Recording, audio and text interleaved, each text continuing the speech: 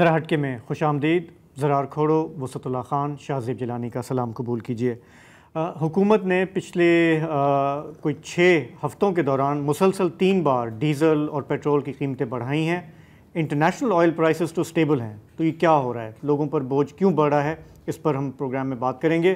اس کے علاوہ ہمارے ملک میں بزرگوں کی کچھ حکومت نے بات سن لی ہے. یہ وہ لوگ ہیں جو پینشن پہ چلتے ہیں، مسلسل ان کے مطالبات ہیں کہ مہنگائی ہو گئی ہے. تو ای او بی آئی کی پینشن میں 15% اضافہ ہوا ہے.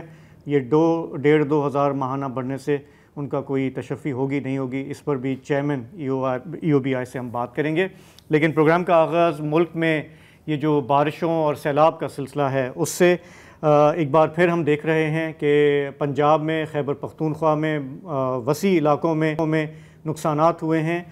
ہمارا جو قدرتی آفات کا ڈپارٹمنٹ ہے NDMA، انہوں نے کہا ہے کہ پچھلے 24 گھنٹوں کے دوران 54 لوگ جاں بحق ہوئے ہیں، جبکہ اگر ہم حساب لگائیں 26 جون سے تو اب تک ملک بھر میں 178 لوگوں کی جانیں گئی ہیں ان بارشوں میں، سیلاب میں، جبکہ 491 لوگ زخمی ہیں. 500 سمجھ لیں، لگ بھگ 500 مان لیں چلیں اسے آپ.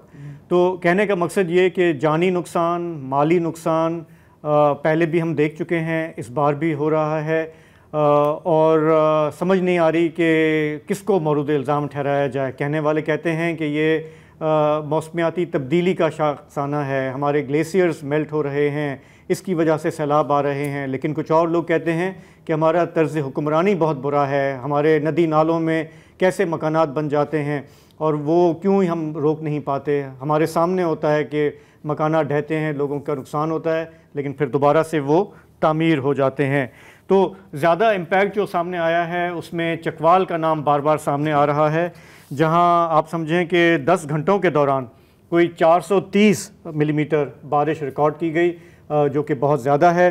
اسی طرح سے جڑواں شہروں میں کل رات کوئی 250 ملی میٹر بارش ہوئی، اور نام بھی سامنے آ رہے ہیں مختلف ندی نالوں کے جہاں پر میسو فلڈنگ دیکھی گئی ہے. یہ ہمارے یہاں کامن ہو گیا ہے، urban flooding, flash flooding, cloud burst ہم سنتے ہیں. دیکھیں، ایک تو مطلب اگین یہ گلوبل فینومینون ہے، جیسے آپ نے کہا ہے کلائمیٹ چینج کا. ابھی آپ نے دیکھا ٹیکسس میں کیا ہوا تھا، پھر آپ نے دیکھا نیو یارک میں کیا ہوا تھا. لیکن اس کے ساتھ ساتھ اگین جیسے آپ کا اشارہ تھا، ہمارا جو ڈیولپمنٹ ماڈل ہے اور اکثر ان پلانڈ ہے. اب آپ دیکھتے ہیں جو کچی بستیوں کا حال ہوا ہے وہ لو لائنگ ایریاز میں ہوتے ہیں، انہوں نے فلڈ ہونا ہی ہونا ہے. اب بندہ سوال پوچھ سکتا ہے کہ یار پھر آپ یہاں پہ کیوں رہتے ہیں؟ پھر اس کا جواب یہ ہے یہاں نہیں تو پھر کہاں، رائٹ؟ کہیں تو جائیں گے، کہیں تو جائیں گے. پھر ہم یہ بھی دیکھ رہے ہیں، اگر آپ تھوڑی سی اگر آپ ٹائم لیپس ویڈیوز دیکھیں، اگر آپ 80 سے لے کے چلے 2020، 2022، 2025 کا دیکھیں، میں اب اسلام آباد کی بات کر رہا ہوں، جہاں ندی نالے ہوتے تھے یا جو گرین اوپن سپیسز ہوتے تھے یا جو نیچرل ریزروارز ہوتے تھے، کراچی میں ہم نے یہی فینومینون دیکھا ہے، وہاں پر بن گئی ہیں ہاؤسنگ سوسائٹیز. اب پانی کو نہیں پتا کہ یہاں پر آپ کی ہاؤسنگ سوسائٹی بنی ہے. اس نے جو اس کا جو ایک ہسٹورک رستہ ہے، اس نے اسی رستے سے جانا ہے. That again exacerbates the problem. تو بات یہ ہے کہ بالکل کلائمیٹ چینج ہے، بالکل فریک ویدر ایونٹس ہو رہی ہیں پاکستان میں بھی، دنیا بھر میں. لیکن اس کے ساتھ ساتھ ہمارا جو طرز حکمرانی ہے، اینڈ اسپیسیفکلی ہماری جو بلڈنگ کے جو میتھڈز ہیں اور جس طرح ہم ہر جگہ ہاؤسنگ سوسائٹیز بنا رہے ہیں یا جو بھی بنا رہے ہیں، اس کا بھی ایک بہت بڑا یہ جو ہے نا آرگومنٹ، بات اس سے تھوڑی سی آگے بڑھ گئی. یہ 2010 سے یہ آرگومنٹ چل رہا ہے، جب 33% پاکستان ڈوب گیا تھا. یوسف رضا گیلانی صاحب کی اس زمانے میں حکم تھی. وہاں سے یہ ساری چیزیں ہیں کہ یہ نالے بند ہو گئے ہیں، تجاوزات ہیں، یہ کرنا چاہیے، وہ کرنا. کیا میں آپ کو صرف 15 سال پہلے کی کیا ریزننگ تھی جو آج بھی ہم دے رہے ہیں کہ جی دریائی زمینوں پہ زراعت شروع ہو گئی ہے، جو اس کا نیچرل راستہ ہے یا کسی زمانے میں گزرتا تھا. ہم یہ سمجھتے ہیں کہ دریا نے راستہ بدل لیا ہے، تو پچھلا جو اس کا راستہ تھا وہ اب جائز ہو گیا ہے، وہ بھول گیا ہے، وہ اب اسے دریا ہے، اسے کہاں سے یاد ہوگا. لیکن دریا جو ہے وہ ہمیشہ غیظ و غضب کے ساتھ آتا ہے. 2010 میں نے خود دیکھا، 33 ڈسٹرکٹس پاکستان کے جو ہیں وہ سفر کر رہا تھا. نہ صرف زراعت ہوتی ہے بلکہ کالونیاں بنتی ہیں، کچی بستیاں نہیں، لینڈ کالونیاں. جن میں بجلی بھی ہوتی ہے, گیس بھی ہوتی ہے اور ہر سہولت ہوتی ہے. اچھا, آبی گزرگاہیں اس کی زد میں آ جاتی ہیں. پھر اس کا مطلب یہ ہوا کہ دریا اور انسان کے درمیان جو ایک نیچرل بفر ہونا چاہیے کہ مثلا اگر کنارے پھٹتے ہیں کسی دریا یا نالے کے تو وہ پانی پھیلے گا اور وہ زیر زمین کچھ دنوں بعد چلا جائے گا. وہ تک اس بیچارے کے لیے ہم نے جگہ نہیں چھوڑی ہے. تو اب وہ کیا کرے؟ اچھا, ہر جو ہے سیلاب 2011 میں آیا, 2010 میں آیا, 2022 میں آیا, سیم وہی سچویشن تھی جو 2010 میں تھی. ہر سیلاب کے ساتھ پراپرٹی کے علاوہ ہمارا فیوچر بھی بہہ جاتا ہے. لیکن یہ بات جو ہے ریاست سے لے کے ہم اینکرز تک سب کرتے ہیں کہ یار یہ ہے, یار یہ ہے, لیکن اب تک کیوں ہے؟ سوال یہ ہے. اچھا میں ابھی ایک بات 1 منٹ اور دے دو. اب جو صورتحال ہے, اب جو پریڈکشنز ہیں اس میں یہ ہے کہ دس از ناٹ ون آف, یا یہ نہیں ہے کہ ہر 2 سال بعد یا 3 سال بعد. اب آپ اپنے آپ کو ذہنی طور پہ ایسے تیار کریں جیسے بنگلہ دیش نے یا بنگال نے خود کو صدیوں میں تیار کیا. اسی طرح کے گھر, اسی طرح کی اکانومی, اسی طرح کا رہن سہن, اسی طرح کا پیٹرن. اس لیے کہ اب یہ جب تک کہ آخری گلیشیئر کی آخری بوند خشک نہیں ہوتی آپ تیار رہیں. یہ بگننگ ہے, یہ کوئی ون آف ایونٹ نہیں. اچھا, اب ایسا نہیں ہے کہ ہماری حکومت کو پتہ نہیں کہ کرنا کیا ہے. اس پر پاکستان میں بہت سارے لوگوں نے لکھا ہے, دنیا میں لکھا ہے, لیکن ہمارے ہاں ایک صاحب ہیں جنہوں نے مسلسل لکھا ہے, لکھ کے سمجھے کہ ان کا قلم گھس گیا ہوگا اور ان کے کالمز ہمارے ڈان چھپتے ہیں. انہوں نے گورننس کے حوالے سے, کلائمیٹ فنڈ کے حوالے سے, کاربن سنکس کے حوالے سے, گلوف کے حوالے سے, مٹیگیشن, اڈیپٹیشن, انہوں نے کوئی موضوع نہیں چھوڑا ہے. ہمیں وہ پروگرام میں جوائن کر رہے ہیں علی توقیر شیخ صاحب. بہت ان کا وسیع میدان ہے, برسوں سے اس پہ لکھ رہے ہیں. علی توقیر شیخ صاحب, ابھی جو ہم یہ بات کر رہے ہیں, بہت ساری جانیں پھر چلی گئیں. گھوم پھر کے مسئلہ جو ہے وہ گورننس کا آتا ہے. 2022 میں جو کچھ ہم نے دیکھا اس کے بعد سے لے کے اب تک سمجھے 2 سال اور گزر گئے, ہم دنیا میں نمبر 1 تھے کلائمیٹ چینج کے نقصانات کے حوالے سے. ہماری سرکار نے اب تک کوئی ٹھوس کوئی پالیسی میجرز, کوئی اقدامات لیے ہیں تاکہ یہ تباہیاں نہ ہوں؟ جی بہت شکریہ آپ کا, اور خاص کر جو آپ نے انٹروڈکٹری سیشن آپس میں کی, میرے خیال میں وہ بہت وسیع تھی, اس نے بہت سارے ایشوز کو کور کیا. اور جو حکومت پاکستان کے ایکشنز ہیں وہ جتنے بھی ہوں وہ کم ہوں گے کیونکہ اس کا سکیل بہت بڑا ہے. تو بات جو ہے ہمارے ہاں جو رسپانسز ہوتی ہیں وہ عام طور پہ پروجیکٹائزڈ ہوتی ہیں اور عام طور پہ انٹرنیشنل پروجیکٹ سپورٹڈ ہوتی ہیں. جو ہمارے کرنے کا کام ہوتا ہے وہ ہوتا ہے کہ ہم کوئی ریفارم ایسی کرتے ہیں کہ نہیں کرتے, کوئی ایسا ایکو سسٹم ڈیزائن کرنے کی کوشش کرتے ہیں کہ نہیں کرتے جس کے ساتھ ایسے واقعات کے ساتھ ہمارے نقصان کم ہو, اکنامک اینڈ ہیومن. اس کی بہت زیادہ کمی ہے. اور میں بار بار اس چیز کا ذکر کرتا ہوں, مجھے اجازت دیجیے میں وہیں سے شروع کروں. جو سب سے زیادہ ہمیں کمی ہے وہ یہ ہے کہ ہم پین پوائنٹ کو آئیڈینٹیفائی کر کے ہم مرہم وہاں پہ نہیں لگا رہے, ہم ہر جگہ پہ پٹھیاں لگا رہے ہیں, ادھر ادھر لگا رہے ہیں. اگر پین پوائنٹ جو ہے وہ لوکل گورنمنٹ ہے, اگر vulnerability is always a local issue, تو اس کا سلوشن بھی ہمیشہ لوکل ہوگا.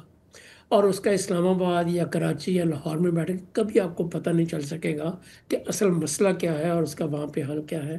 تو میرے حساب سے جو بگیسٹ گیپ ہے جس کو ہم فل نہیں کر سکے ابھی تک, وہ ہمارا لوکل گورنمنٹ کے انسٹیٹیوشن کو اسٹرینتھن کرنے کا ہے. مگر لوکل گورنمنٹ کے انسٹیٹیوشن کو بھی میرے حساب سے کم 3 پرنسپلز ہمیں فالو کرنے ہوں گے. اور آپ نے بالکل صحیح کہا کہ یہ ایک نیو نارمل ہے, and it's a beginning, it will get worse with every passing decade or passing year. I hope not year. I hope کہ society and economy needs breathing space. مگر 3 پرنسپل ہمیں پہلے کرنے ہوں گے. پہلی بات تو یہ ہے کہ ہمیں گریوٹی کے پرنسپل کو ایکسیپٹ کرنا ہوگا, رسپیکٹ کرنا ہوگا. پانی نے گریوٹی کے طور پہ ہمیشہ نیچے کی طرف جانا ہے. آپ اس کے راستے میں آئیں گے, آپ مارے جائیں گے. جو چیز راستے میں آئے گی وہ تباہ ہو جائے گی. 1 سال میں نہیں ہوگی, 4 سال بعد ہو جائے گی. خواہ وہ بجلی کا گریڈ ہو، خواہ وہ کوئی ہاسپٹل ہو، خواہ وہ بچوں کا اسکول ہو، خواہ غریبوں کے گھر ہو، کوئی انفراسٹرکچر ہو، روڈز ہوں، تو گریوٹی کے پرنسپل کو اگر آپ ایکسیپٹ کر لیتے ہیں تو اب پانی کے راستے میں کہانی پیچھے ہٹ جائیے. کوئی آپ کو ضرورت نہیں ہے کہ اپنے نقصانات کو بڑھائیں وہاں پہ اپنی ساری ڈیولپمنٹ کا فوکس کرتے ہوئے. تو first is just respect the gravity. دوسرا یہ ہے کہ جیسے ہمارا انسانوں کا رائٹ ٹو لائف ہے، اسی طرح واٹر باڈیز کا بھی رائٹ ٹو لائف ہے. Let's accept their right to live. If we accept their right to live, they will not ask payment, they will not penalize us. اگر ہم ان کو نیرو کرتے جائیں، ان کو تنگ کرتے جائیں اور ان کے گزرگاہوں میں مداخلت کرتے جائیں تو نیچر نے اپنا ریونج لینا ہوگا. وہ ریونج ایسے لینا ہوگا کہ ابھی آپ کے شو سے پہلے میں دیکھ رہا تھا کہ نالا لئی میں 32 فٹ پانی اوپر ہے. وہ 32 فٹ پانی اس لیے نہیں ہے کہ پانی بہت زیادہ ہے، وہ اس لیے کہ اس کی گزرگاہ کو ہم نے بہت نیرو کر دیا، اتنا نیرو کر دیا ہے کہ پانی نے تو اب اوپر ہی جانا ہوگا نا سائڈوں پہ. تو ہر ریور کا، واٹر باڈی کا ایک شولڈر ہوتا ہے، وہ براڈ ہوتا ہے، کافی براڈ ہوتا ہے. وہ 20 سال وہاں پہ پانی نہ جائے، 40 سال پانی نہ جائے، مگر جب بھی آئے گا وہ اس کی گزرگاہ ہے، وہ اس کا رائٹ ہے، اس کا ہم وائلیٹ نہیں کر سکتے. اسے ہم زمین، وہاں سے ہم مٹی خرید کے بیچ نہیں سکتے، وہاں پہ ہم ہاؤسنگ سوسائٹیز نہیں بنا سکتے، اسکولز نہیں بنا سکتے. اور پھر گورنمنٹ کا کوئی لا بھی ہے پروبیبلی کہ 20 فٹ تک کوئی کنسٹرکشن نہیں ہو سکتی. تو اگر شولڈر سے بھی 20 فٹ آپ کو مل جاتے ہیں تو پانی وسعت کے ساتھ پھیلے گا، وہ ہمیں نقصان نہیں پہنچا سکے گا جس طرح سے یہ ہے. تو جیسے کہ ہوتا ہے، اور ہم پورے ملک میں دیکھ رہے ہیں کہ ہم نے واٹر باڈیز کو بہت نیرو کیا ہے اور ابھی کرتے جا رہے ہیں، وہ رک نہیں رہی ہے بات کسی جگہ. اور تیسری بات جو میں کہنا چاہ رہا ہوں کہ غربت اپنی جگہ پہ ایک بہت بڑی لعنت ہے، اور اللہ کے بچا کے رکھے. ہمارے ملک کی آدھی سے زیادہ پاورٹی جو پاپولیشن ہے وہ بلو دی پاورٹی لائن ہے، وہ شاید بڑھ رہی ہے. اور جو لوگ غریب غربا ہیں وہ لو لائنگ ایریاز میں جاتے ہیں، وہ ڈی گریڈڈ لینڈ میں جاتے ہیں، وہ مفت کی زمین ڈھونڈنا چاہتے ہیں، وہ مافیا کے تھرو چھوٹی چھوٹی قسطوں پہ لینا چاہ رہے ہیں. تو ان بیچاروں کی پاورٹی اپنی جگہ پہ، جہاں پہ ان کے پاس وہ سہولیات نہیں ہوں گی، اسکول نہیں ہوں گے، پارک نہیں ہوں گے، ہاسپٹلز نہیں ہوں گے، بجلی نہیں ہوگی، لوڈ شیڈنگ بڑی پرولونگڈ ہوگی، پبلک ٹرانسپورٹیشن نہیں ہوگی، اس سارے کے اوپر بارش کے 4 چھینٹے پڑیں گے تو ان کے گھر اور ان کا جو تھوڑے بہت اثاثے ہوں گے وہ ڈوبیں گے. تو میرے خیال میں ہمیں جو چیز بڑے سوچنے کی ہے، سمجھنے کی ہے کہ let's accept human dignity as a founding principle of our society. اس کے بغیر ہماری سوسائٹی زیادہ آگے چل نہیں سکے گی، کیونکہ غریب لوگوں کی پرسنٹیج بہت زیادہ اور وہ بڑھ رہی ہے، چونکہ سوسائٹی میں ڈسپیرٹیز بن رہی ہیں، پاپولیشن کا گروتھ ریٹ بھی بہت زیادہ ہے. تو یہ 3 کارڈینل پرنسپل جو ہیں کہ گریوٹی کو ایکسیپٹ کریں، right to life of water bodies کو ایکسیپٹ کریں، اور ہیومن ڈگنیٹی کو ایکسیپٹ کریں، خواہ لوگ کتنے بھی پور ہوں. یہ تینوں پرنسپلز ہمارے ڈیولپمنٹ ماڈل میں اگنور ہو رہے ہیں، جس کی وجہ سے ہوتا ہے کہ بارش زیادہ نہ بھی ہو تو ان لوگوں کو سب سے پہلے نقصان ہوتا ہے، اور بہت زیادہ ہوتا ہے. پہلے سے انہوں نے ریکور نہیں کیا ہوتا تو اگلے سال دوبارہ شروع ہو جاتا ہے. اس کو بات کو میں لمبا نہیں کرنا چاہتا، مگر ایک چیز کی میں اجازت چاہتا ہوں آپ سے.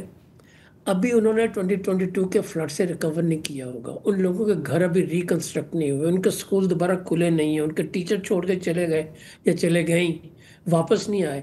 تو ریکوری بہت سلو پروسیس ہے، بہت ایکسپینسو پروسیس ہے، اور اس کو آپ اتنے کم ریسورسز اور اس قسم کی پریورٹیز کے ساتھ لے کر نہیں چل سکتے. تو اس لیے میری سمجھ میں جو چیز آتی ہے وہ یہ ہے کہ ہم نے ڈونر ڈریون تو کچھ پروجیکٹس کیے ہوں گے، اور بہت بڑے اچھے پروجیکٹ چل رہے ہیں. سندھ میں بہت امپریسو پروجیکٹ ہیں، شاید ملک کے باقی حصوں میں بھی چل رہے ہوں، مگر دیکھنے کی بات یہ ہے کہ اپنی ولنریبلٹی کو ریڈیوس کرنے کے لیے اور ریزیلینس کو امپروو کرنے کے لیے اور ڈیولپمنٹ کو تھوڑا سا رسپیکٹیبل اور انکلوسیو کرنے کے لیے وہ ریفارم جو ہمیں چاہیے ہم نے شروع کیے ہیں کہ نہیں کہیں. I think that's the moot question. ہاں، تو اگر اس کوشچن کو ہم آنسر کرنے کی کوشش کریں، اب مطلب جب بھی اس طرح کا سیلاب آتا ہے 2022 میں یا جو بھی، تو ہمیشہ ایک جملہ استعمال کرتا ہے کہ ویک اپ کال ہے، ویک اپ کال ہے. آئی مین اب تک تو میرا خیال ہے کہ جاگ جانا چاہیے تھا. آپ نے بات کی، کافی پوائنٹس آپ نے ریز کیے. اتنی کیپیسٹی اور اتنی فنڈنگ ہے بھی صحیح؟ اگر اس پیمانے پر آپ جس طرح کے ریفارمز ہمیں جس کی ہمیں ضرورت ہے وہ ممکن بھی ہیں یا آپ کی نظر میں ریئلسٹکلی ایسے ہی چلتا رہے گا، ہر سال آئیں گے، ہر سال ہم آپ سے یا کسی اور سے بات کریں گے، یہی کنورسیشن ہوگی ہماری کہ جی؟ ایک میرا سوال دیکھیں، اگر ہم جب گورننس کی بات کرتے ہیں، جیسے ہمارے کینالز ہیں، ہماری یہ جو ندی نالے ہیں، وہاں پر اگر ہمیں اس کو جگہ دینی، جیسے آپ نے کہا، اس کو ہمیں رسپیکٹ کرنا ہے، ہم وہاں پہ ہاؤسنگ نہ بنانے دیں، یہ تو انفورسمنٹ کا معاملہ ہے نا، یا اس کے لیے ہمیں فنڈز چاہیے اس کو امپلیمنٹ کرنے کے لیے؟ دیکھیے، جو یہ بڑے بڑے اہم سوال ہیں.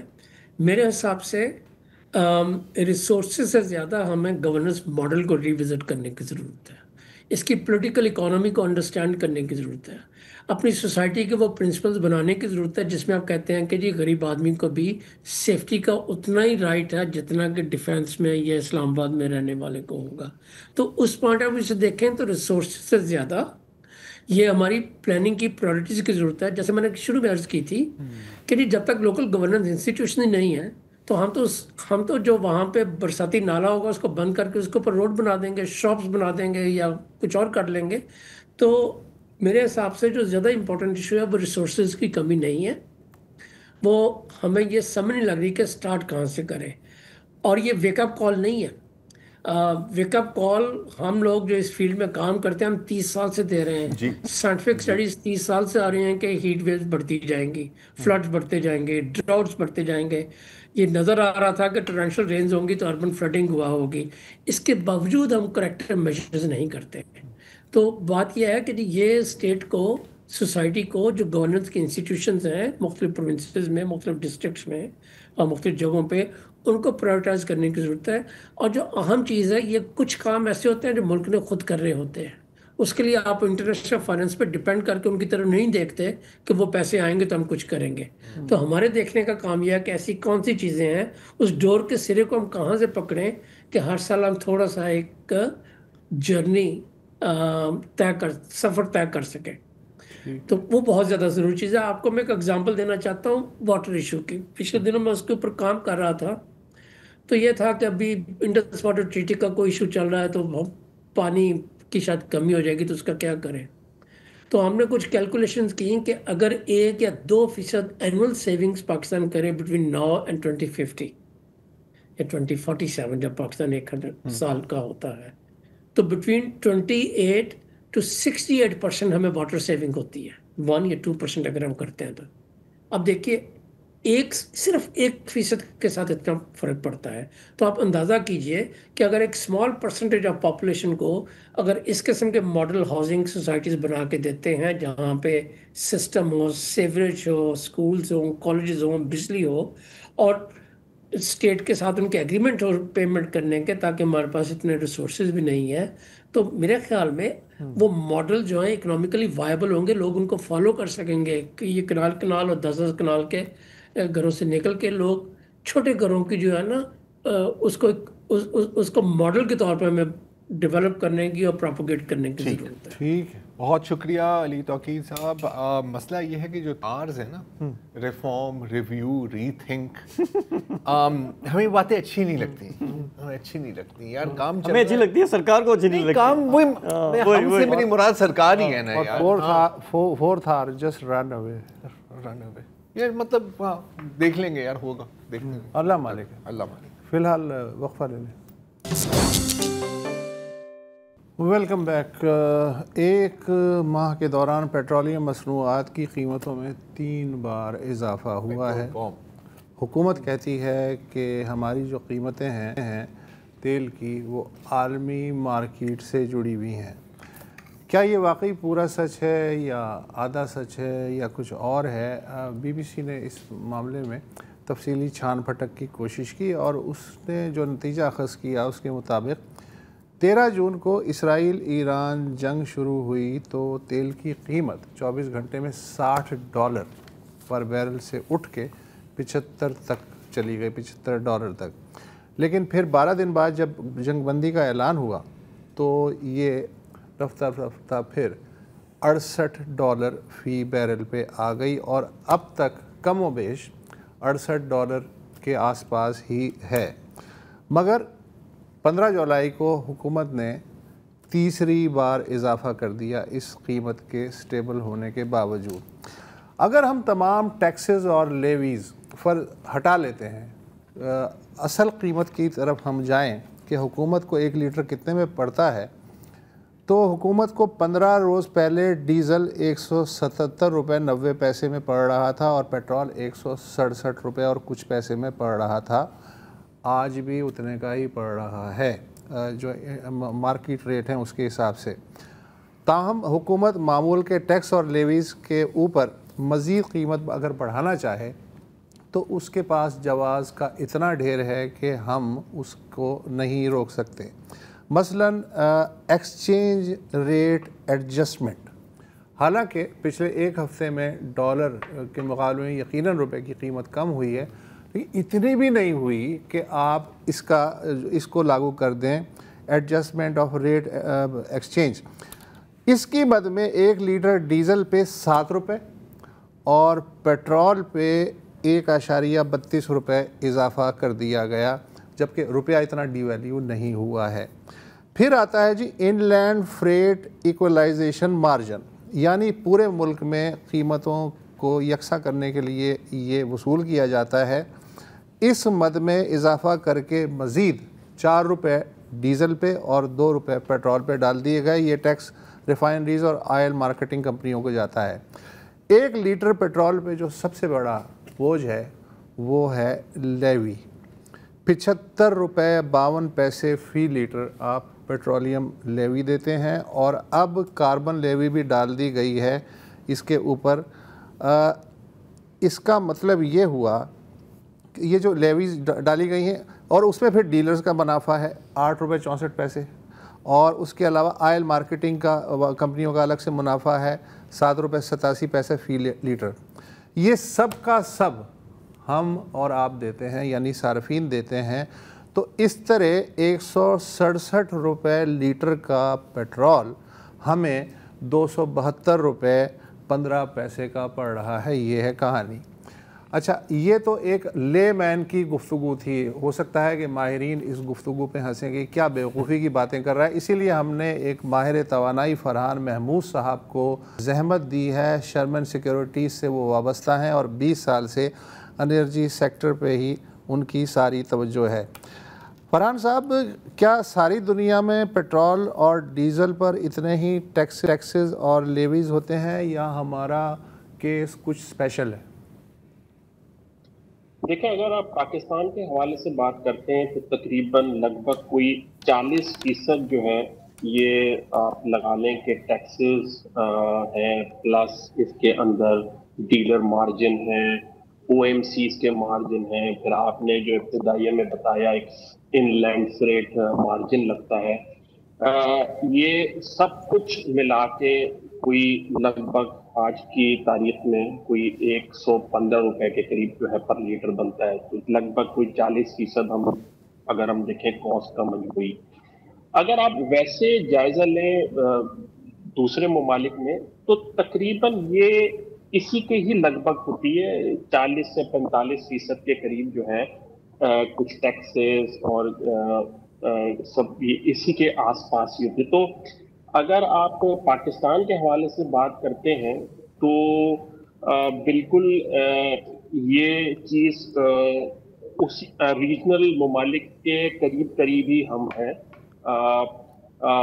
पाकिस्तान में जो सबसे बड़ा जो अगर आप देखें वो है पेट्रोलियम लेवी, जिसमें आपने कहा वो 75 रुपये, वो एक सबसे बड़ी उसकी जो है वो पोर्शन है उसका। बिल्कुल आप सही कह रहे हैं। तो ये मतलब इंटरनेशनल कंपनी ममालिक देखें बाहर के और रीजनली तो तकरीबन उसके आसपास ही।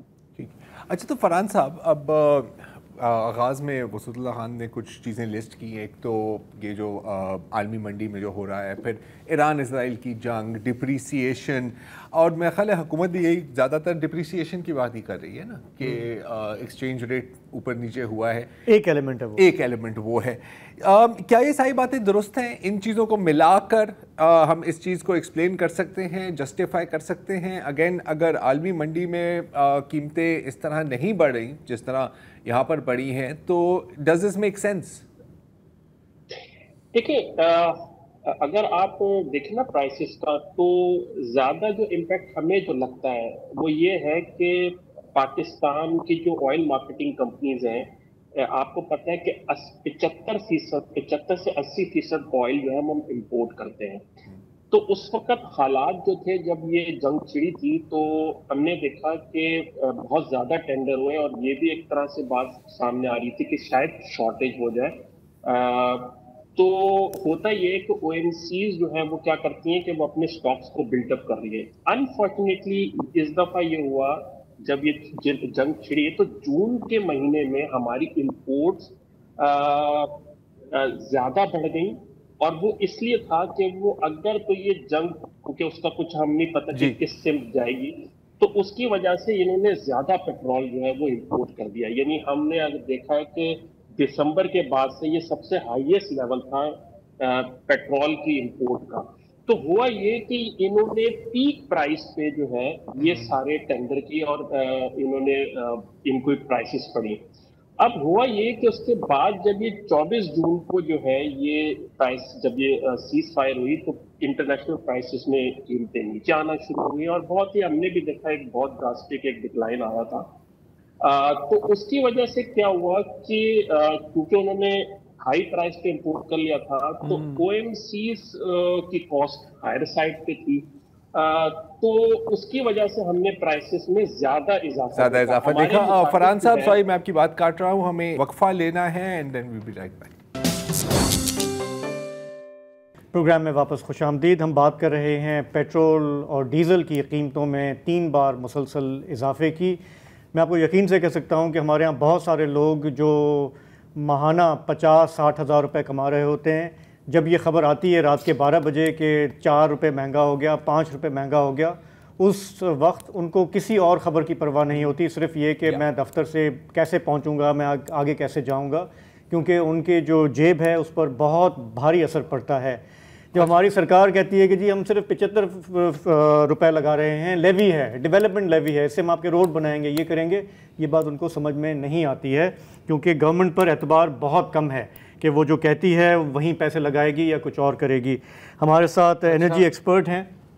فرحان سے ہم بات کر رہے ہیں. یہ جو آپ نے لیوی کی بات کی، یہ یہاں رک نہیں رہی ہے، یہ 5 سال میں 100 روپے تک جانی ہے آئی ایم ایف سے جو ان کا طے ہوا ہے اس کے حساب سے.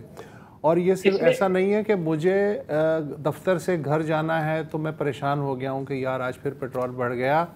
کل صبح جب وہ بھنڈی خریدے گا، آٹا خریدے گا، بچوں کی فیس کا فیصلہ کرے گا، بچوں کی لیے جو وین لگی ہوئی ہے اس کو دیکھے گا، تو ہر چیز پہ اس کا اثر پڑے گا. بالکل. تو تھوڑا سا ہم اس کو سمجھ رہے ہیں، ہمیں مدد کر رہے ہیں فرحان محمود. فرحان، ابھی آپ نے جیسے ایکسپلین کیا کہ یہ جو levies, taxes, O M Cs کے پروفٹس، یہ سب ملا ملو کے 40% ہے جو ہم پرائس پے کر رہے ہیں اس میں، اور آپ نے کہا کہ یہ تقریباً 115 روپے جو ہے یہ اس مد میں ہے. آپ نے یہ بھی کہا کہ اگر ہم ریجنل باقی کنٹریز سے کمپیئر کریں تو وہ مور اور لیس ایسا ہی ہے. تھوڑا سا اس کو مزید ایکسپلین کریں گے، کیونکہ ہمارے ملک میں جو عوام کا کباڑا ہوا ہے مہنگائی کی وجہ سے، ان کا جو پرچیزنگ پاور ہے، ان کی جو اسٹرگل ہے، اگر ہم کس سے ہم کمپیئر کر رہے ہیں، کہاں پہ یہ، کیونکہ اس سے امپریشن یہ مل رہا ہے کہ یہ نارمل چیز ہے، یہ آپ کو ایکسیپٹ کرنا ہوگا کہ باقی ملکوں میں بھی یہ ہو رہا ہے تو آپ کے یہاں بھی یہ ہوگا. نہیں، اس میں میں آپ کو تھوڑا سا پیچھے لے جاؤں. میں آپ کو یہ بتا رہا تھا کہ جب بیچ میں پیک ہوئی تھی تو ہمیں لگتا ہے کہ آج کی پرائس میں 6 سے 10 روپے فی لیٹر اضافی پرانی جو قیمتیں پیک پہ انہوں نے ٹینڈر کیے تھے اس کا امپیکٹ ہے، جو کہ اب نیچے آ گئی ہیں پرائسز، اور آگے جاتے ہوئے ہم دیکھ سکتے ہیں کہ 6 سے 10 روپے کے قریب جو ہے جو نیکسٹ ریویژن آئے گی وہ ہو سکتا ہے کہ وہ پرائسز نیچے آ جائیں. جو آپ کا جو تھا مین سوال کہ بالکل آپ صحیح کہہ رہے ہیں کہ اس میں مین وجہ جو ہے وہ یہ ہے کہ پاکستان جو ہے وہ انفارچونیٹلی پاکستان میں جو ٹیکسز کی کلیکشن ہے وہ ہو نہیں پاتی ہے، اور آئل ایک وہ سیکٹر ہے جہاں سے گورنمنٹ کو ڈیلی بیسس پہ بغیر کسی محنت سے ایک ٹیکس مل جاتا ہے. آج پاکستان میں ماہانہ 125 ارب ٹیکس جمع ہوتا ہے ڈیزل اور پیٹرول کے اوپر. اور یہ سالانہ جو ہے جو بجٹ کے اندر انہوں نے تخمینہ لگایا ہے وہ تقریباً 1.5 ٹریلین روپیز، جو ہم سمجھتے ہیں کہ اگر یہ رفتار رہی تو شاید اس سے زیادہ بھی ہو جائے. تو آئی ایم ایف کے اندر ہے پاکستان، اور اس میں آئی ایم ایف یہ ڈیمانڈ کرتا ہے کہ جی پاکستان کا ٹیکس جو ہے وہ آپ کو بہتر کلیکٹ کرنا پڑے گا. اچھا، اس میں ایک چیز جو میں سمجھتا ہوں وہ یہ چیز ہے کہ پہلے سالوں میں بھی ایسے ہی ہوتا تھا کہ کبھی کوئی انٹرنیشنل تھوڑا ڈفرینٹ ہوتا تھا. انٹرنیشنل پرائسز جب بڑھتی تھیں تو ہوتا یہ تھا کہ حکومت جو ہے وہ ایبزارب کر لیتی تھی کچھ عرصے. جیسے آئل مارکیٹنگ کمپنیز کو کہا جاتا تھا کہ بھائی ابھی ہم ریویژن نہیں کر رہے پرائس کی، وہ ہم ابھی ذرا ویٹ کرتے ہیں کیونکہ انٹرنیشنل پرائسز نیچے آئی ہیں تو ہم ابھی فی الحال نہیں بڑھاتے پرائس، رک جاتے ہیں. لیکن اب آئی ایم ایف کے اندر ریگولیشن ہم بہت اسٹرنجنٹ ریکوائرمنٹس ہم پوری کر رہے ہیں کہ جیسے ہی اس کا کوئی بھی امپیکٹ آئے، کیونکہ پاکستان میں 15 دن کا بعد امپیکٹ آتا ہے تو وہ فوراً پاس آن کرنا پڑتا ہے. تو یہ ایک وجہ ہے کہ ہمارے یہاں ٹیکسز جو ہے وہ آئل پہ جو فکس ٹیکس ہے وہ بہت زیادہ ہے. صحیح ہے، ٹھیک ہے. آپ کا بہت بہت شکریہ فرحان محمود. یار لیکن مجھے ابھی بھی یہ بات سمجھ میں نہیں آ رہی کہ گورنمنٹ تو اب خیر حاکم ہے، چاہے تو 75 لگا دے، چاہے 100 کر دے، کتنی بھی لگا دے. آئی ایم ایف کا پروگرام ہے، مطلب یہ میرے حساب سے تو وہی یہ جو ہم انڈائریکٹ ٹیکسیشن کی بات کرتے ہیں، جو ریگریسو ٹیکسیشن ہے جس سے ہمارا قوت خرید متاثر ہوتا ہے، اوور آل عوام پہ آپ بوجھ ڈال رہے ہیں بجائے اس کے کہ اپنی ٹیکس ریکوری بہتر کریں یا جو دیگر شعبے ان کو ٹارگٹ کریں. یہ تو بہت ہی ایزی سلوشن ہے نا. جی، ایک تو آپ کو یاد ہے کہ ایک وقت پر ٹیکس کی اگر ہم بات کریں، بات ہوتی تھی ٹیکس نیٹ کو وائڈن کرنے کا، رائٹ، کہ جو لوگ ٹیکس کے دائرے میں نہیں ہیں یا جو شعبے ٹیکس کے دائرے میں نہیں ہیں ان کو دائرے میں لائے جائیں، وائڈ کریں. اب بات ہوتی ہے ٹیکس کو ڈیپن کرنے کی. اور ڈیپن کا کیا مطلب ہے؟ ڈیپن کا مطلب ہے کہ جہاں پر آپ کا بس چلتا ہے، جہاں تک میں اب تک میرا ہاتھ نہیں پہنچ رہا، میں آپ کو نہیں ٹیکس کر رہا، وہ سب تو ادھر ہی ہے. ہاں تو اور نکالو ادھر سے نکالو، مطلب یہ میرا کیپٹیو کسٹمر ہے وسعت بھائی، ہے نا، اس سے تو میں نے نکالنا ہی نکالنا ہے، ان کی تو جیب بھی میرے سے دور نہیں ہے. اور پیٹرول پہ تو دے گا ہی دے گا، گاڑی چلانی ہے یا نہیں چلانی ہے. اچھا، اب جو مزیدار بات ہے، اس سے میں مراد بالکل یہ کہ بالکل ہی مزیدار بات نہیں ہے. ایک چیز ہوتی ہے اکنامکس میں، prices being down word sticky. اچھا، اس کا مطلب کیا ہے کہ اوپر تو بڑی آرام سے جائیں گی، ساری چیزوں کا آپ نے ذکر کیا، بس کا کرایہ ہو گیا، آپ کی گروسریز ہو گئی، جو بھی چیز نا، ہر ایک چیز جڑی ہوتی ہے نا، پیٹرول اور نیچے مر گیا نہیں، نیچے آئے گی نہیں، بیکاز جب اوپر جاتی ہے تیل لگا ہوا ہے، کرایہ جب اوپر جاتا ہے تو کبھی نہیں سنا کہ سستا ہوا. بیرل اگر $25 کا بھی ملے نا وہ $20 کا ہی لے گا. اچھا دیکھو، اوپر اگر جائے گا نا 100 ایک ہی وقت میں $100 اوپر جائے گا، جب نیچے آئے گا نا تو وہ $5 نیچے آئے گا، پھر $10 نیچے آئے گا، پھر ایک اور $50 اوپر جائے گا، پھر $10 نیچے آئے گا.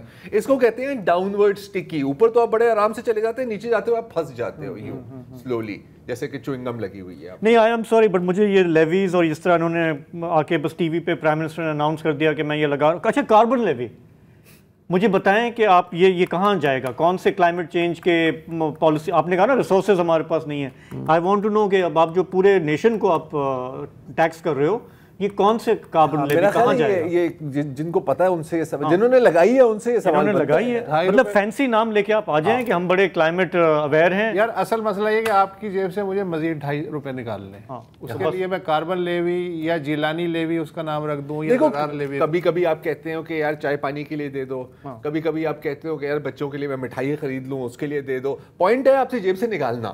کال اٹ واٹ یو وانٹ. لیکن میرے نظر میں، and this is just purely my view, زور زبردستی ہے. ان اے وے دس از ایکسٹورشن، اور یہ گورنمنٹ مطلب اس کی مرضی ہے، صرف آپ کی نظر میں نہیں ہے. مطلب یہ تو مجھے اس لیے یہ بات سمجھ نہیں آتی کہ جی وہ ہر جگہ یہی ہوتا ہے تو آپ کے ساتھ بھی ہو رہا ہے تو بس اس کو برداشت. وہ یہ نہیں کہہ رہے، میرا خیال ہے فرحان صاحب کا یہ نہیں کہتا، وہ تو ایکسپلین کر رہے ہیں اپنے ایک ٹیکنیکل پوائنٹ آف ویو سے نا. ہاں، but I would be interested to see کہ باقی ملکوں میں کیا اس طرح بے دھڑک آپ لیویز لگا دیتے ہیں لوگوں پہ. اپنا ہاؤس ان آرڈر نہیں کرنا ہے، اپنے بکس آپ نے بیلنس نہیں کرنے ہیں، آپ نے کہنا ہے کہ جی بس بیکاز آئی ایم ایف نے کہہ دیا تو بس آپ پہ ہم یہ لیوی لگاتے جائیں گے, اور وعدہ بھی کر دیا کہ ہم ایک سڑک بنائیں گے. اس سڑک کا کوئی نام و نشان بھی نہیں ہے ابھی تک کہ وہ کیا اس پہ کام. مزے کی بات ہے کہ تقریباً 1 لاکھ یا مجھے نہیں پتا سرکاری گاڑیاں جو گرین نمبر پلیٹ کی چل رہی ہیں ان کی بلا سے 450 روپے لیٹر ہو جائے یا 75. کوئی فرق نہیں پڑتا.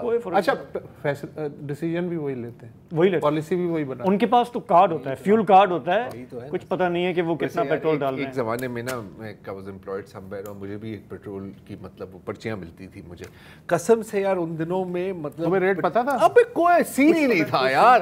100 روپے اوپر جائے میں بس سانو کی ہاں میرے اتنے لیٹر ہیں مہینے کے, چاہے وہ مجھے 10 روپے میں ملے یا مجھے 1000 روپے میں ملے. ہاں تو دیٹ از یہ مینٹیلٹی پالیسی بنانے والوں کے پاس تو فیول کارڈ ہے نا. آپ کی یہ مینٹیلٹی بن جاتی ہے. تو یہ گرین نمبر پلیٹ والے آپ کے لیے پالیسی بناتے ہیں لیکن انہیں آج لیٹر کتنے کا ہے انہیں کیا پتا, ان کے ڈرائیور کو پتا ہو. دیکھو وہی بات ہے نا, آپ تھوڑی سی اپنی سائیکالوجی کو بھی دیکھیں اس میں. ہاں جب آپ گاڑی چلا کے روڈ پہ جا رہے ہوتے ہو اور سامنے سے کوئی بندہ بھاگتے ہوئے جاتا ہے, کہتے ہو یار یہ پاگل ہے یہ بندہ یار, مطلب میں یہاں پہ گاڑی چلا رہا ہوں. جب آپ خود پیدل جا رہے ہوتے ہو اور آپ روڈ کراس کرنے کی کوشش کر رہے ہوتے ہو اور وہ گاڑی تیزی میں آ رہی ہوتی ہے, آپ کہتے ہو یار تو دیکھ نہیں رہا میں آ رہا ہوں. سو پرسپیکٹیو از ایوری تھنگ. اور جب آپ اسلام آباد کے ایک خوبصورت آفس میں بیٹھے ہوئے ہیں, سب لوگ جی سر کر رہے ہیں, وہ پرسپیکٹیو بالکل مختلف ہے. سر یہ آپ کا ویژن ہے. اور اسی گرین پلیٹ میں بیگم صاحبہ شاپنگ بھی کرنے جا رہی ہیں, بھنڈی بھی منگوا رہی ہیں, سب کچھ چل رہا ہے, لیکن انہیں پیٹرول کی قیمت بخدا نہیں معلوم ہوگی. تم غریب آدمی ہو تو چیختے رہو. غریب لوگوں کے مسئلے ہیں یہ. بس یار ایک بریک لیں گے, واپس آئیں گے تو ایک اور مسئلہ جس کے بارے میں ایکچولی گورنمنٹ نے کچھ کیا ہے. تو ایسا بھی نہیں ہے کہ ہم صرف یہاں پہ گورنمنٹ کو کوس رہے ہوتے ہیں, کبھی کبھی ٹھیک کام بھی ہو جاتا ہے, تو وہ بھی ریکگنائز کرنا ضروری ہے. بات کریں گے پینشنز میں اضافے کی بریک کے بعد. ہمارے اس پروگرام میں ہر جمعے کو نہیں تو ہر دوسرے جمعے ضرور کوئی نہ کوئی یہ کال کرتا ہے ہمارے ویورز میں سے جو پینشن کا رونا روتے ہیں کہ یار ہم بزرگی کے اس دور میں, مہنگائی کے اس دور میں ہمارا گزارا نہیں ہو رہا, کیوں گورنمنٹ اس کو امپروو نہیں کرتی. تو کل کابینہ کا ایک فیصلہ سامنے آیا, خبر چھوٹی سی تھی لیکن ہمارے جو پینشنرز ہیں ان کے لیے اس میں کافی ریلیف تھا. گورنمنٹ نے یہ فیصلہ کیا کہ جی ہمارے ہاں employees old age benefit institution یعنی کہ EOBI کی پینشن میں 15% کا اضافہ کیا جائے, اور یہ لاگو ہوگا اس سال جنوری سے, یعنی کہ ریٹروسپیکٹیولی لاگو ہوگا جنوری 2026 نہیں 25 مطلب یہ تو اس سال سے وہ ہوگا. اور ظاہر ہے کہ اچھی خبر ہے مہنگائی کے اس دور میں. ہمارے یہاں چونکہ بہت ساری فون کالز آتی ہیں, سرکاری ملازمین کے حوالے سے بھی, PTCL کے حوالے سے بھی ایک کورٹ کیس چل رہا ہے, لیکن ابھی ہم صرف بات کر رہے ہیں EOBI کی, اور اس کو ذرا سا سمجھنے کے لیے کہ یہ ریلیف کتنا ہے, کیا فرق پڑے گا. آج شام گئے ہماری بات ہوئی, چیئرمین ہیں EOBI کے جاوید شیخ صاحب, ان سے میں نے سب سے تو پہلے یہ پوچھا کہ ہمارے جو کالرز ہیں وہ تو مسلسل ایک عرصے سے اس کی شکایت کر رہے ہیں, پہلے یہ بتائیے کہ آخری بار کب آپ نے اس کو ریوائز کیا تھا اور اب جو ریویژن ہے وہ کتنا ہے؟ جہاں تک آپ نے یہ سوال کیا ہے کہ لاسٹ پینشن کب انکریز ہوئی تھی, یہ لاسٹ ہوئی تھی جولائی 2023 میں, اور ہم نے 1 سال کے بعد پھر ہم نے کوشش کی کہ ہم اس کو انکریز کریں, صرف انہی چیزوں کو مد نظر رکھتے ہوئے کہ غربت زیادہ ہے. تو ادروائز صرف ایک چیز آپ کو میں بتا دوں کہ ہم اس پینشن کو ریوائز کرنے کے لیے 3 سال کے بعد ایک ایکچوریل ویلیوشن کرواتے ہیں اپنے فنڈ کی, اور اس فنڈ کے بعد اس کی وائبلٹی دیکھتے ہوئے ہم پینشن بڑھاتے ہیں. لیکن اس دفعہ صرف ان چیزوں کو مد نظر رکھتے ہوئے گورنمنٹ نے سوچا کہ پینشن کو انکریز ہونا چاہیے. ہم اپنے بورڈ کے پاس ریکویسٹ لے کر گئے اور انہوں نے 15% کا اضافہ اس میں پینشن میں کیا ہے. پہلے جو انکریز ہوئی تھی وہ 8,500 سے 10,000 ہوئی تھی. اس دفعہ ہم نے 15% اضافہ کیا ہے جو کہ 10,000 سے 11,500. اور ایک اور بھی تھوڑی سی آپ کو میں بات بتاتا چلوں کہ یہ منیمم پینشن ہے. ایک پینشن ہماری ہوتی ہے جس میں ہمارے اس وقت کچھ پینشنرز ایسے ہیں جو 29,000 تک کی پینشن لیتے ہیں. اگر آپ اس میں 15% کا اضافہ کریں گے تو ان کی 4,000 کسی کی انکریز ہوتی ہے, کسی کی 3, کسی کی 3.5. تو منیمم پینشن میں ڈیفینیٹلی کم اضافہ ہوا ہے، لیکن فارمولا پینشن میں آگے چل کے اضافہ ہوتا جاتا ہے، سروسز پہ منحصر کرتا ہے کہ کون کتنی سروس کرتا ہے۔ اچھا، اس میں مزے کی بات یہ ہے کہ جو منیمم پینشن، یہ میکسیمم پینشن بتا رہے ہیں نا، یہ بھی جو 37,000 کی منیمم سیلری کا بیس ہے پاکستان میں، اس سے کم ہے، اس سے کم ہے۔ تو اگر منیمم پینشن میں بھی لیٹس سے کہ 1,500-2 ہزار کا اضافہ ہوتا ہے تو اس سے فرق کیا پڑے گا؟ کیونکہ ابھی جو ہم نے مہنگائی کی بات کی ہے، پیٹرول مہنگا، بجلی مہنگی، تو تھوڑا سا اس کے بارے میں میں نے جاننا چاہا ڈاکٹر شیخ سے، سنیے ان کا کیا کہنا تھا۔ جی شادب صاحب، بھی جو آپ نے سوال کیا بڑا اچھا سوال ہے کہ مہنگائی بہت ہو گئی ہے، 2-3 ہزار سے کیا فرق پڑ سکتا ہے یا لوگوں کی لائف پہ کیا امپیکٹ پڑے گا۔ ایک تو جواب میں نے آپ کو بتا دیا کہ فارمولا پینشن میں ہماری انکریز ہوتی ہے، لیکن ایک میں آپ کو چھوٹی سی بات بتاتا چلوں کہ ہماری اس وقت جو تقریباً پینشنرس ہیں 4 لاکھ ہیں۔ شروع سے ہمارے جو پینشنرس جن کو ہم نے پینشن دی ہے وہ 8 لاکھ پینشنرس تھے، اب تقریباً لوگوں کو 4 لاکھ لوگوں کو جا رہی ہے، اور ہمارے جو رجسٹرڈ ورکرس ہیں تقریباً 1,16,00,000 جو ہے وہ ہم ابھی تک رجسٹر کر چکے ہیں۔ اچھا، ہماری جو منتھلی پینشن جاتی ہے وہ 5 بلین کے قریب ہے۔ میں فگر صرف اس لیے آپ کو کوٹ کر رہا ہوں کہ آپ کو اس سے اندازہ ہو جائے گا، جو تقریباً سال میں ہماری 57 to 60 بلین اس وقت ہو رہی تھی، اور اگر ہم 15% بھی بڑھاتے ہیں تو ہمارے فنڈ پہ تقریباً کوئی 9 سے 10 بلین کا مزید اضافہ آتا ہے۔ اور سب سے بڑی امپورٹنٹ بات یہ ہے کہ گورنمنٹ آف پاکستان سے ہمیں کوئی 1 روپے کی بھی سپورٹ نہیں ہے۔ ای او بی آئی اسی کنٹریبیوشن سے خود فنڈز کو جنریٹ کرتا ہے، اس کو انویسٹ کرتا ہے، انویسٹ کرنے کے بعد جو ہے وہ ہر 3 سال کے بعد اس کی ایک ایکوریل ویلیوشن ہوتی ہے، اور اس میں دیکھا جاتا ہے کہ ہم کتنے پینشنرز کو پینشن دے رہے ہیں تاکہ اس اسکیم کی وائبلٹی کافی آگے تک چلے، نہ کہ ہم اتنا ایک دم سے بڑھا دیں کہ یہ 3-4 سال کے بعد یہ فنڈ کا نظام ختم ہو جائے اور جو جتنے بھی ورکنگ کلاس ہے ان کو کے اوپر کوئی اثر پڑے۔ تو اسی لیے ہم اس کو تھوڑا تھوڑا آگے لے کے چلتے ہیں۔ ہماری تو خواہش ہے، ہمارا تو خواب ہے کہ ہر ایک ورکر کو، انڈیویجولس کو، ہر کسی کو ہم اپنی پینشن دیں۔ جی چلیں، تو پینشن بڑی اتنی نہیں جتنی لوگوں کی خواہش ہے، لیکن کچھ بڑی۔ اچھا، یہ تو ای او بی آئی کی بات ہوئی۔ پچھلے 10 سالوں سے اس وقت آپ گواہ ہیں، P T C L Pakistan telecommunications corporation limited کے پینشنرز کی بھی، نیشنل بینک تھا، نیشنل بینک بھی، لیکن خبر صرف پی ٹی سی ایل کی، نیشنل بینک کی میرے پاس نہیں ہے۔ اچھا، یہ تھوڑا سا کمپلیکس اس لیے ہے کیونکہ جو ٹیلی گراف اور ٹیلی فون سے پی ٹی سی میں آئے تھے اور پھر پی ٹی سی سے پی ٹی سی ایل میں گئے تھے، ان کے پینشنز کا بڑا مسئلہ ہے، کیونکہ پی ٹی سی ایل ان کو بظاہر دینے سے انکار کر رہی تھی، لیکن ابھی حال میں ہی پاکستان کی سپریم کورٹ کا ایک فیصلہ آیا ہے کہ نہیں، ان کی بھی پینشنز آپ نے دینی ہے۔